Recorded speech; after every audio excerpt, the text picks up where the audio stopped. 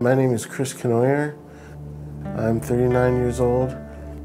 My diagnosis is bipolar schizoaffective. The hardest part is not being able to voice yourself when you feel like no one will believe you, or no one will understand, or no one can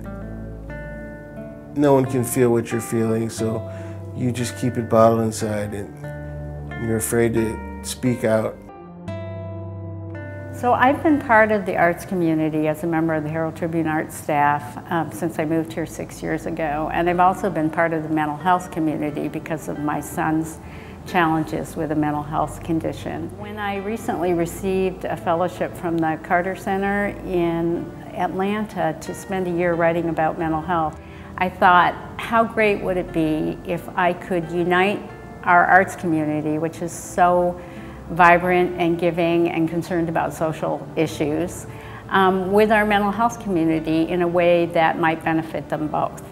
The hope is that it will ally the arts community and the mental health community in a project that will allow those who do have mental health challenges to express their concerns and their creativity, and those who don't have a diagnosis to drop the stigma of having a mental illness and embrace all the members of our community.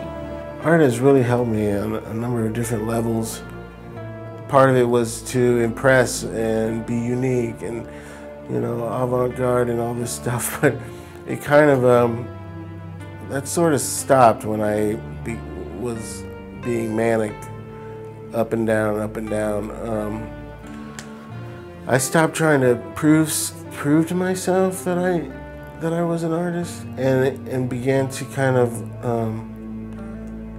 allow it to kind of work for me.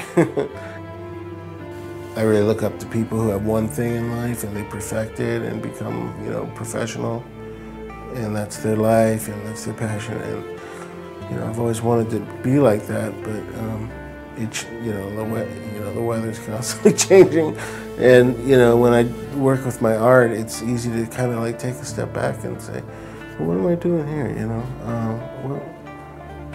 does this mean anything, or am I just kind of, you know, letting my hands do the stuff, you know? So the idea is that we're inviting anyone in Sarasota County who has a mental health condition of any kind, major, minor, anxiety to schizophrenia, to create a self-portrait of some kind to help kind of put a face on mental illness. This can be done in any medium, from drawing to painting to sculpting to making a collage to doing it on a computer program.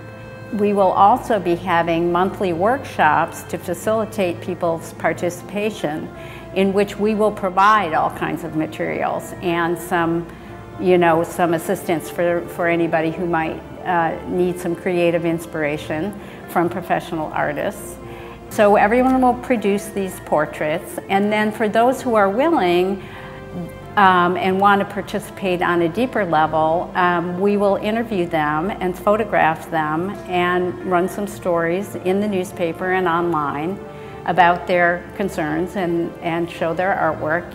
And the whole thing culminates next spring at the height of the art season here with a community-wide exhibition of all the artwork and the stories and the photographs, and just really try to create a community-wide spirit toward embracing and assisting and acceptance of everyone in our community.